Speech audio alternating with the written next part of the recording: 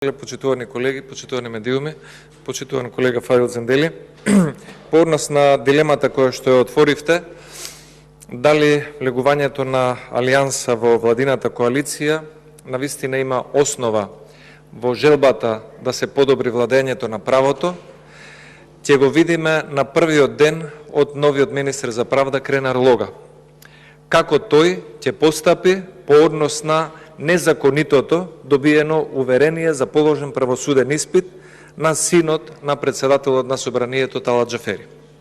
Затоа што според законот за општа управна постапка, член 124, доколку некој се стекне со документ кој што е управен акт на незаконит начин, а таков бил начинот на полагање на правосудниот испит без завршен факултет, целосно, тогаш тоа е ништовен акт. И нема застарување, и нема рок.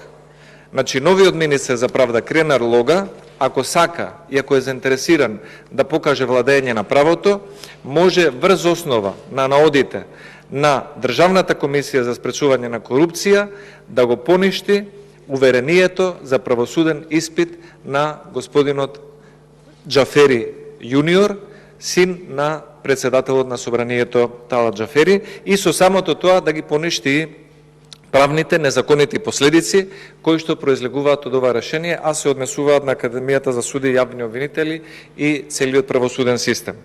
Но од друга страна, она што го гледаме кај колегите од Алијанса, за жал, мислам дека нивниот пристап, може би се лажам, времето ќе покаже, е не како да го поништат решението за правосуден испит на некој кој што од власта го стекнал на незаконито.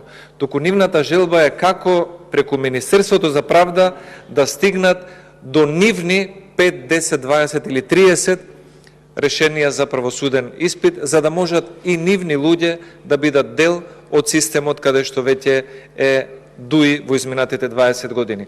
И затоа граѓаните со право, во огромен процент, 61% според најновите анкети, сметаат дека нема демократија во државата, бидејќи демократијата се замени со дуикратија.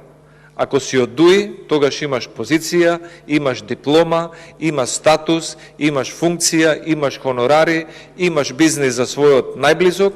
Ако не си од дуи, тогаш за тебе важи законот или можеш да одиш во Германија или во Словенија да работиш како гастарбајтер. А ако си син на председателот на Собранието, можеш и без завршен правен факултет да добиеш диплома за правосуден испит. Благодарам многу.